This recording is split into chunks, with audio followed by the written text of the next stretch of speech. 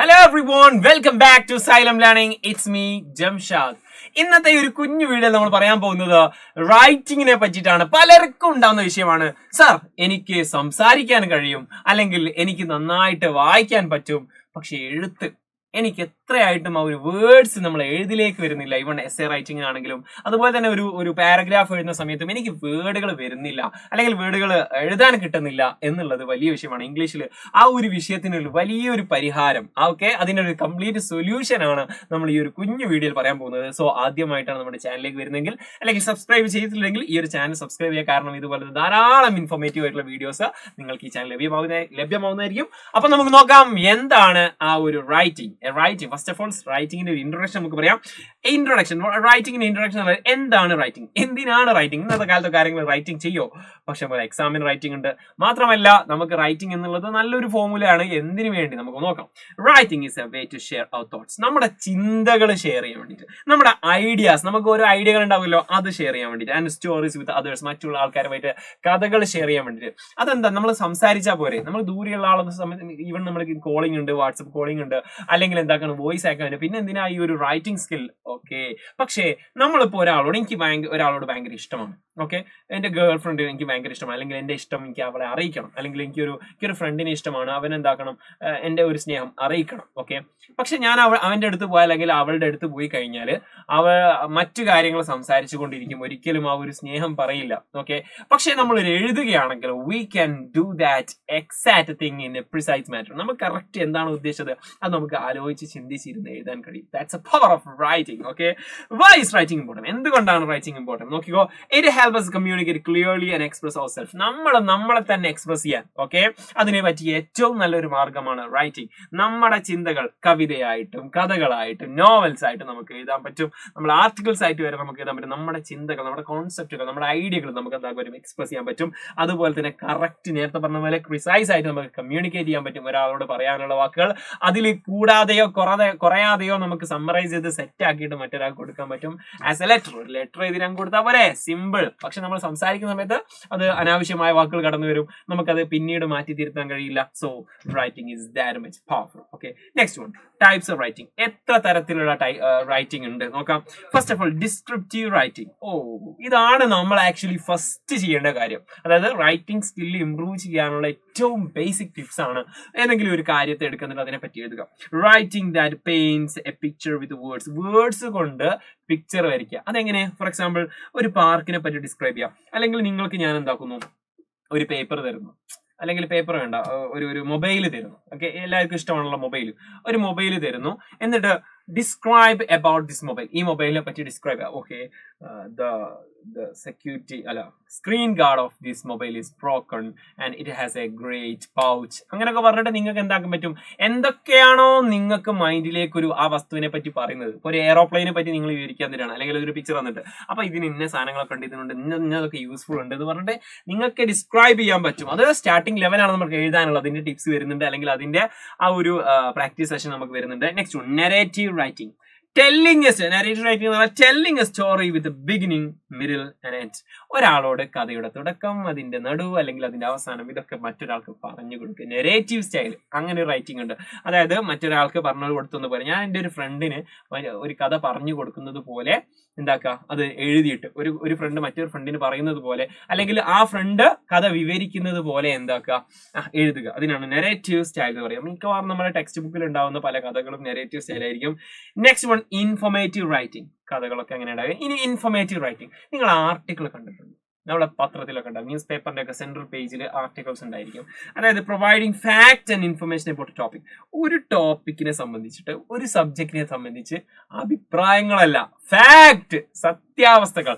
എന്റെ അഭിപ്രായത്തിൽ, അല്ലെങ്കിൽ ആ എഴുതുന്ന ആളുടെ അഭിപ്രായം അല്ല, അതിന്റെ ഫാക്റ്റുകൾ മാത്രം പറയുന്ന ഒരു സംഭവമാണ് ഇൻഫോർമേറ്റീവ് റൈറ്റിംഗ്. അതിൽ ഇൻഫർമേഷൻസ് ഉണ്ടാവുക, ഫാക്റ്റുകൾ ഉണ്ടാവുക.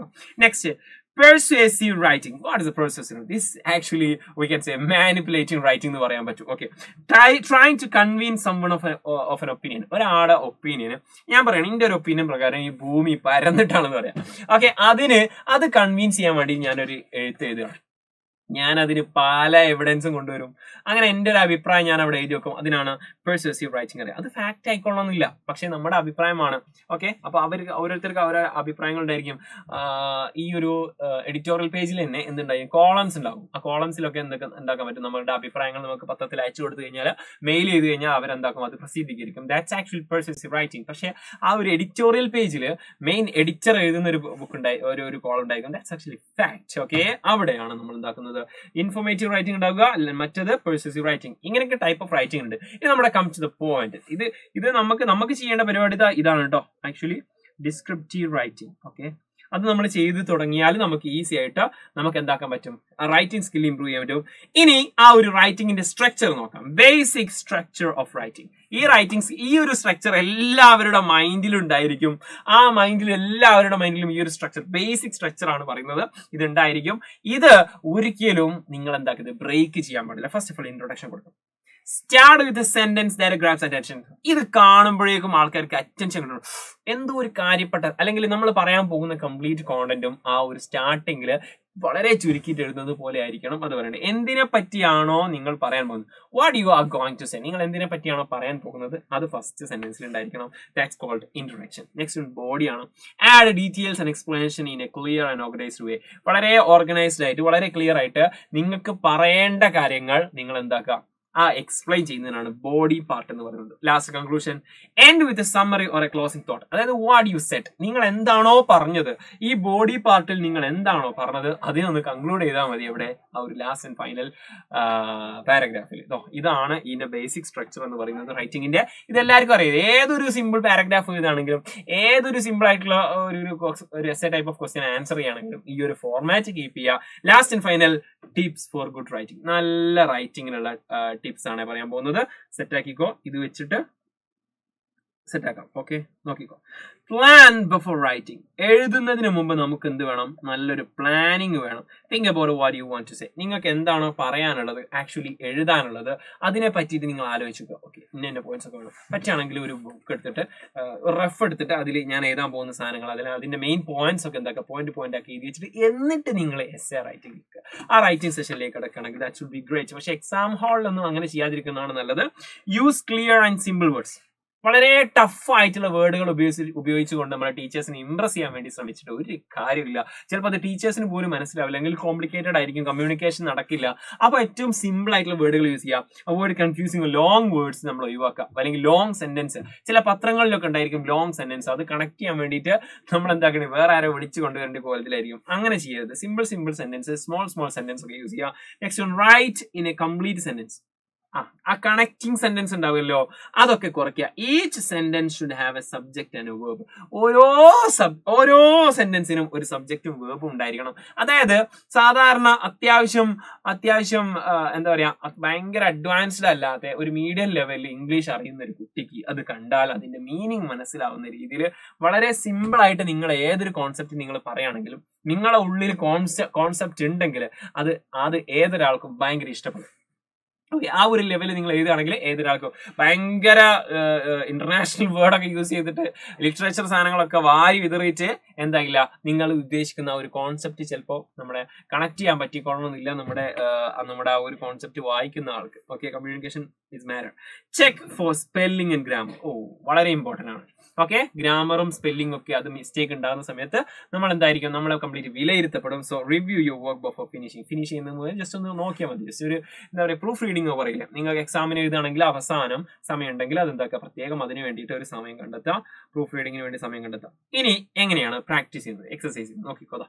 Right 3 to 4 sentences describing your favourite place. നിങ്ങൾക്ക് ഫേവറേറ്റ് പ്ലേസ് മാറ്റിയിട്ട് നമുക്ക് എന്താക്കാം, ഫേവറേറ്റ് തിങ് കൊടുക്കാം, അല്ലെങ്കിൽ ഫേവറേറ്റ് ആക്ടർ കൊടുക്കാം, അല്ലെങ്കിൽ മൂവി കൊടുക്കാം. അങ്ങനെ ഒരു ഡെയിലി ഒരു സാധനം മതി. ഡെയിലി ഒരു സാധനം നിങ്ങൾ എഴുതിയാൽ മതി കേട്ടോ. ഓക്കെ, ആ ഒരു ഏതെങ്കിലും ഒരു സ്ഥലത്തിനെ പറ്റിയിട്ട്, ഏതെങ്കിലും ഒരു ആക്ടറെ പറ്റിയിട്ട്, ഫേവറേറ്റ് ആയിട്ടുള്ള ഗാഡ്ജറ്റ്സിനെ പറ്റിയിട്ട്, അല്ലെങ്കിൽ ഫേവറേറ്റ് ആയിട്ടുള്ള പേഴ്സണാലിറ്റിയെ പറ്റിയിട്ട്, അങ്ങനെയൊക്കെ എന്ത് വേണമെങ്കിലും ഓരോ ഡെയിലി ടാസ്കുകൾ നിങ്ങൾക്ക് തന്നെ കൊടുത്തുകൊണ്ടിരിക്കുക. എന്നിട്ട് ഒരു എക്സാമ്പിൾ കൊടുത്തിട്ടുണ്ട്, simple. Okay, my favourite place is the beach. ഞാൻ ഒരു കോമൺ ആയിട്ടുള്ള ഒരു സ്ഥലം പറയുന്നത് beach. I love the sound of the waves and the cool breeze. എനിക്ക് അവിടുത്തെ വേവ്സ്, അവിടുത്തെ തിരമാലകൾ ഇഷ്ടമാണ്. ആൻഡ് ദ കൂൾ ബ്രീസ്, അവിടുത്തെ ഇളം തണുത്ത കാറ്റുകൾ എനിക്ക് ഇഷ്ടമാണ്. The sand feel soft and my feet, എന്റെ കാലിന്റെ അടിയിൽ ആ ഒരു മണലുകളൊക്കെ വളരെ സോഫ്റ്റ് ആയിട്ട് ഫീൽ ചെയ്യുന്നു. എടാ, ഇതൊക്കെ നമുക്ക് എഴുതാൻ പറ്റുന്ന സിമ്പിൾ സാധനല്ലേ? ഇതൊക്കെ കുറച്ചുകൂടി എക്സ്പാൻഡ് ചെയ്തിട്ട് കുറച്ചുകൂടി വൃത്തിക്ക് എന്താക്കുക, നിങ്ങൾക്ക് ഓരോ ദിവസം ഡെയിലി ടാസ്ക് പോലെ ഓരോന്ന് എഴുതുന്ന സമയത്ത് ഒരു ദിവസം ഇത്രതാ, അപ്പോൾ ഒരു ദിവസം 4 വരിയാണ് എഴുതിയെങ്കിൽ അടുത്ത ദിവസം നിങ്ങൾക്ക് എന്താക്കാൻ പറ്റും, 5 വരി 6 വരിയൊക്കെ എഴുതാൻ പറ്റും. അങ്ങനെ ഓരോ സെന്റൻസ്, ഓരോ ദിവസവും ഓരോ ടാസ്ക് നിങ്ങൾക്ക് തന്നെ കൊടുത്തുകൊണ്ട് അതൊന്ന് പ്രാക്ടീസ് ചെയ്യുകയാണെങ്കിൽ definitely you are going to get the skill of writing anything in English. Okay, അപ്പോൾ ഈ ഒരു വീഡിയോ ഇഷ്ടമായെങ്കിൽ ലൈക്ക് ചെയ്യാൻ മറന്നത്. ലാസ്റ്റ് ആൻഡ് ഫൈനൽ കൺക്ലൂഷൻ ആണ്. Review. Writing is A fun when you organise your thoughts. നിങ്ങളുടെ തോട്ട്സുകൾ നിങ്ങൾ organise ചെയ്തുകൊണ്ട് and follow the basic structure. നമ്മുടെ ബേസിക് സ്ട്രക്ചർ ഉണ്ടല്ലോ, ഇൻട്രൊഡക്ഷൻ, ബോഡി, അതുപോലെ കൺക്ലൂഷൻ. ഇത് നിങ്ങൾ ഫോളോ ചെയ്യുകയാണെങ്കിൽ റൈറ്റിംഗ് എന്നുള്ളത് റിയലി ഫണ്ണാണ്. നമുക്ക് ഒരാളോടല്ല, നമ്മുടെ ലോകത്തിനോട് മുഴുവൻ നമുക്ക് കമ്മ്യൂണിക്കേറ്റ് ചെയ്യാൻ പറ്റും. ബുക്കിലൂടെ മാത്രമല്ല, ബ്ലോഗ് സ്പോട്ടുകൾ ഉണ്ട്. ഇന്നത്തെ കാലത്ത് എഴുത്തിലൂടെ നമുക്ക് എന്താക്കാൻ പറ്റും, ലോകത്തിനോട് സംസാരിക്കാൻ പറ്റും. പിക്ചറിലൊക്കെ നമുക്ക് വേർഡ്സിന് അത്രയും ലിമിറ്റഡ് ആയിട്ടുള്ള വേർഡ്സുകൾ യൂസ് ചെയ്ത്, പിക്ചറല്ലേ ഇപ്പോൾ എക്സ് ആണല്ലോ അല്ലേ. ഓക്കെ, അതിലൂടെ എൻകറേജ്മെന്റ്. ഓക്കെ, അതുപോലെ തന്നെ the more you practise the better you will become. ഞാൻ പറഞ്ഞില്ലേ, ഈ ഒരു സിസ്റ്റം നിങ്ങൾ ഫോളോ ചെയ്യുകയാണെങ്കിൽ ഏതെങ്കിലും ഒരു വിഷയം എടുക്കുക, അതിനെ പറ്റിയിട്ട് നിങ്ങൾ എന്താക്കുക, ഡെയിലി നിങ്ങൾ എന്താക്കുക, അതിനെ പറ്റിയിട്ട് 3-4 സെന്റൻസ് എഴുതുകയാണെങ്കിൽ, അത് ഇംപ്രൂവ് ചെയ്ത് കൊണ്ടുവരികയാണെങ്കിൽ definitely you will achieve that. Practice makes perfect ആണ്. അപ്പോൾ ഈ റൈറ്റിങ്ങിനെ പറ്റിയുള്ള ഒരു കംപ്ലീറ്റ് സൊല്യൂഷൻ നമ്മൾക്ക് പറഞ്ഞിട്ടുണ്ട്, നിങ്ങൾക്ക് മനസ്സിലായെന്ന് കരുതുന്നു. അപ്പോൾ നിങ്ങൾക്ക് ഈ ഒരു വീഡിയോ കണ്ടിട്ട് എന്താണോ നിങ്ങളുടെ അഭിപ്രായം, എങ്ങനെയാണ് നിങ്ങൾക്ക് ഫീൽ ചെയ്തത് എന്നുള്ളത് കമന്റ് ബോക്സിൽ അറിയിക്കുക. പ്രാക്ടീസ് മേക്സ് പെർഫെക്റ്റ്, അത് വിട്ട് കളയരുത്, ഡെയിലി ചെയ്യുക.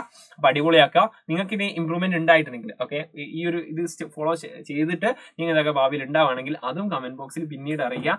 ഇപ്പം നിങ്ങൾക്ക് വീഡിയോ കണ്ടിട്ടുള്ള അഭിപ്രായങ്ങൾ യൂസ്ഫുൾ ആവും തോന്നുന്നുണ്ടെങ്കിൽ അത് കമന്റ് ബോക്സിൽ അറിയിക്കുക. നിങ്ങളുടെ ഫ്രണ്ട് ഉണ്ടായിരിക്കും ഇതുപോലെ തന്നെ റൈറ്റിംഗ് സ്കില്ലിൽ പെട്ട് കിടക്കുന്ന ആൾക്കാർ, അല്ലെങ്കിൽ എങ്ങനെയാണ് ഈ റൈറ്റിംഗ് സ്കിൽ ഇംപ്രൂവ് ചെയ്യാൻ അറിയാത്ത ആൾക്കാരുണ്ടായിരിക്കും. അപ്പൊ അവരിലേക്ക് ഇത് ഷെയർ ചെയ്ത് കൊടുക്കുക. നിങ്ങളുടെ ക്ലാസ് ഗ്രൂപ്പിലേക്കൊക്കെ ഉണ്ടെങ്കിൽ അത് ഷെയർ ചെയ്ത് കൊടുക്കുക. അവരെല്ലാവരും പഠിക്കട്ടെ, സെറ്റ് ആവട്ടെ. അപ്പൊ നമുക്ക് ഇതുപോലത്തെ ധാരാളം ഇൻഫോർമേറ്റീവ് വീഡിയോസുമായിട്ട് വീണ്ടും കാണാം. സബ്സ്ക്രൈബ് ചെയ്യാത്ത സബ്സ്ക്രൈബ് ചെയ്യാം. Until it's a bye. Thank you. It's me, Jamshad. You can call me JD.